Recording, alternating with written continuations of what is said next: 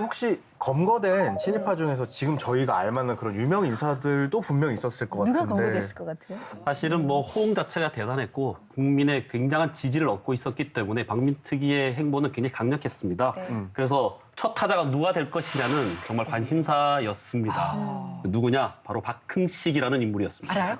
박흥식이라는 이름은 사실 조금 낯선 것 같은데. 저도 좀 생소해요. 네, 뭐한 사람? 이 사람을 지칭하는 뭐랄까 대명사는 조선 제1의 실업가. 실업가. 아, 예. 기업가. 그런 셈이죠. 그러니까 부자를 논할 때 항상 네. 빠지지 않고 등장했던 사람입니다. 그럼 실업자가 아니에요. 아, 네.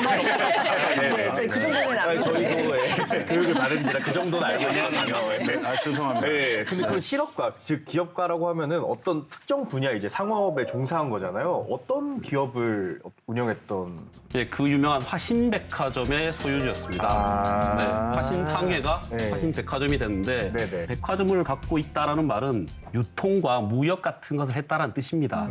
그런데 이 화신백화점이 굉장히 유명했죠. 종로 한가운데 있었으니까. 이 화신백화점은 조선인이 경영하는 유일한 백화점이었다고 합니다. 와. 미스코시 백화점 이런 게 굉장히 유명했었는데 네. 그 저기 신 이상의 아지트로 알려졌던 그만큼의 네. 큰 백화점이었던 거죠. 그렇죠. 신백화점이. 그러니까 조선인이 네. 소유한 것 중에 제일 큰 백화점이었고 아까 나왔던 영화 암살에 보면 나오는 데가 미츠코시 백화점이에요. 아, 네. 결혼식장을 했던 그게 이제 일본인들이 거주한 지역의 가장 대표적인 네. 그런 백화점이었다면 이제 화신백화점은 조선인들이 거주하는 종로 쪽에 네네. 가장 이제 큰 백화점이었고 그 위치가 지금으로 치면 어느 정도? 지금 이제 종로 타워 이렇게 서 있습니다. 그 종강역 바로 앞에 네네네. 거기 위에 레스토랑 가보셨어요? 네. 아, 아니요. 어우, 되게 무서워요. 사라졌대요 지금. 아니 거기 그 큰 거 말씀하시는 아니 그 거죠? 타워는 있어요. 타워는 타워는 새로 있죠. 지었는데 레스토랑은 식당이 없어졌어요. 없어졌어요. 아 식당이요? 아, 그 구름 무슨 레스토랑이 네, 없어졌어요? 거의 없었어요. 토요일날 친구하고 같이 가려고 했는데 없어졌대요. 미리 회사밖에 없대요. 사전 첩사도 하려고 그랬구나. 역시 다니.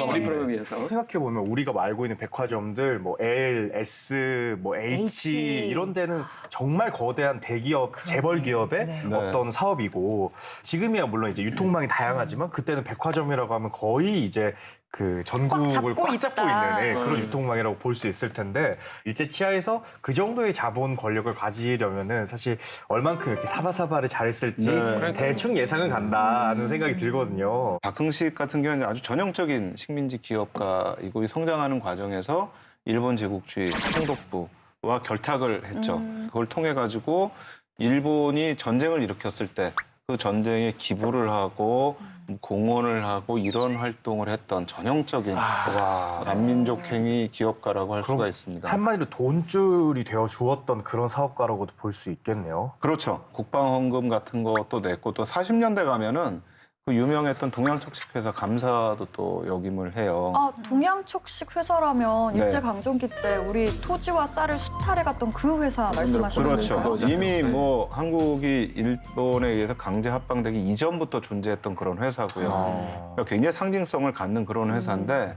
거기에 이제 감사를 했고 또 조선 비행기 공업 사장도 역임을 했어요.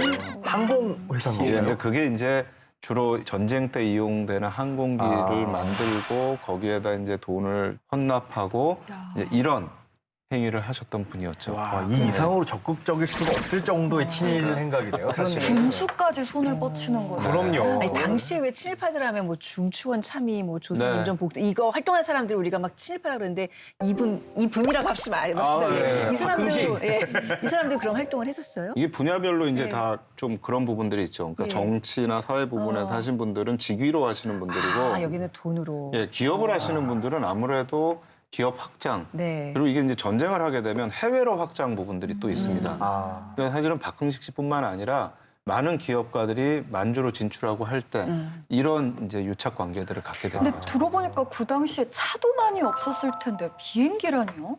그게 말이 안 되는 것 같아요. 지금도 뭐 네. 비행기 가지고 있으면은 네. 그거는 스케일이 다를 것 같은데, 근데 일단 약간 인간의 제일 큰 피극 중에 하나가 전쟁을 통해서도 어마어마한 돈을 벌 수 있다는 그런 부분인 것 같은데 그 사람이 그렇게 했다는 거는 진짜 악질이라는 뜻인 것 같아요. 그렇죠. 매판 자본가죠. 이 다니엘 말한 게 진짜 중요 포인트인 것 같아요. 이게 합법적인 가치 창출을 통해서 돈을 번 게 아니라 매국 활동을 통해서 어떻게 보면 부를 축적한 거잖아요. 자, 그래서 이제 반민특위 검거 1호는 바로 이제 경제의 거물급인 박흥식인데 그 외에 또 어떤 사람들이 잡혀가나요? 좀 알만한 사람으로 얘기해 주세요. 네임들. 저희 너무나 많이 네. 저희 나왔었고 네. 오늘도 다루게 될 노덕술. 이 한국의 아이만 같은. 그러니까요. 노덕술은 아주 대표적인 사람인 것 같아요.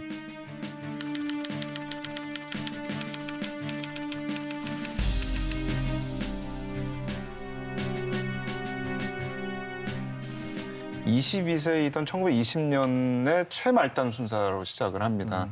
그래가지고 이제 승승장구를 해요. 굉장히 뭐 충성스럽게 이 일을 해가지고 1943년이 되면 평안남도의 경찰부 보안과장을 하고요. 1944년에 수송보안과장을 맡게 됩니다. 요즘 예.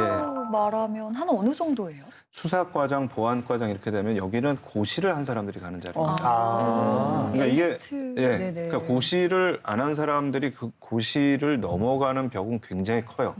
지금 이제 5급 공무원 이상 되는 그렇죠. 자리네요. 근데 그 벽을 넘은 사람이에요. 그러니까 어떻게 보면 입지전적 인물이죠. 와, 말단에서 그렇죠. 시작해서 예. 거의 뭐 올라갈 수 있을 만큼 올라가신 그렇죠. 사람이네요. 그러니까 예. 요즘 시쳇말로 치면 네임드이자 어떤 그 뭐 시범 케이스로서 잡힌 거라고 볼 수 있겠네요. 상징적인 의미로서. 예. 근데 약간 그 시점이 좀 흥미로운 것 같아요. 1920년이면은 3.1운동 지난 지 얼마 안 됐을 때잖아요. 1919년이니까. 네. 그러니까 이때는 한참 약간 그 독립에 대한 열망이 엄청 뜨거웠을 텐데 그러니까. 그때 일본 편 들었다는 거는 네. 아예 그냥 제대로 된 친일이죠. 네. 말씀하신 것처럼 지금 악질이에요. 악질 중에서요. 아까 악질이라는 단어가 확 싹 와닿았어요, 저희 단위에. 네. 그리고 대중적으로 가장 유명한 사람은요 문인들입니다.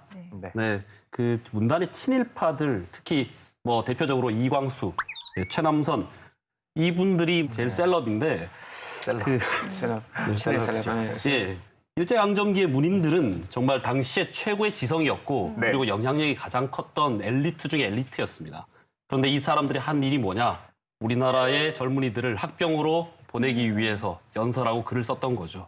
그래서 그 뛰어난 재주를 조선의 청년들을 일본이 일으킨 전쟁에 내보내는 것으로 악용을 했다고 할 수 있죠. 작가가 문제네요. 작가들이 문제야. 아까 노덕술이 한국의 아이만이었으면 이광수랑 최남선은 한국의 괴벨스? 약간 그런 그렇죠. 느낌이에요. 적합하다. 네, 그리고 거기다가 또 이광수는 3.1 만세 운동의 씨앗이 됐던 28 독립선언문 그렇죠. 썼던 분이고 그렇죠. 또 최남선 같은 경우는 3.1 독립선언문 썼던 분인데 그런 분이 이렇게 선동을 했다면 그러니까 얼마나 사람들이 충격이었을까요? 제가 초중고등학교 다닐 때는 이광수, 최남선 그런 근대 문학의 아버지라고 배웠어요. 그럼요. 예. 대학을 와서 보니까 이분들의 일제 강점기 때 역할을 했던 부분들을 보고 굉장히 충격을 받았었어요. 아니, 진짜로. 네, 네. 저도 작가이기는 하지만 작가라는 존재들은 어떤 시대 정신을 반영하고 그걸 투영해서 이제 대중들에게 알리는 그런 역할도 하고 있는 사람들이잖아요. 그런데 특히나 지금이야 뭐 이제 글의 위상이 많이 떨어졌다고는 하지만 이때 당시는 작가가 단순히 글을 쓰는 뭐 지식인의 위치가 아니라 그냥 셀럽, 말 그대로 셀럽이거든요. 요즘으로 치면 진짜 한 1000만 유튜버가 뭐 이제 젊은이들한테 여러분들 네, 참전하시고 일본을 위해서 일하세요라고 이렇게 얘기한 거잖아요. 사실 이게 자신의 지적인 우위와 뭐 어떤 그 사회적 위치를 생각해 볼 때, 직업을 생각해 볼 때 말도 안 되는 거죠. 직업 정신을 정말 저버린 행위라고도 볼 수 있고. 하늘이 능력을 주셨는데 그 능력을 네, 나쁜 데 쓴 거죠. 그럼요. 네. 사실 한지스로 보면요 노덕술이나 뭐 하판락 이런 사람들이 훨씬 더 밉지만 네. 정말 끼친 영향으로 봐서는 이분들이 더 세지 않았나 하는 생각이 들어요. 그냥 저는 이런 말 한번 들어봤어요. 그러니까 여기서 예를 들면 독립 그 선언을 썼던 사람이 친일됐다는 거는 거기서 약간 해당되는 것 같아요. 그러니까 예를 들면 이제 활동했는데 꼭 이기고 싶은 사람들 있잖아요. 네. 내가 독립 이제 꼭 이루고 싶은데 그거 거기서만 목표를 두는데 희망이 없어 보일 때는 그 사람들이 결국 이기는 쪽으로 편을 바꾼다는 얘기가 있어요. 근데 사실 끝까지 싸우는 사람들은 꼭 이기고 싶어서라기보다 가만히 있는 게 비참해서 계속 싸우는 거거든요. 저는 그 말이 되게 와닿았어요.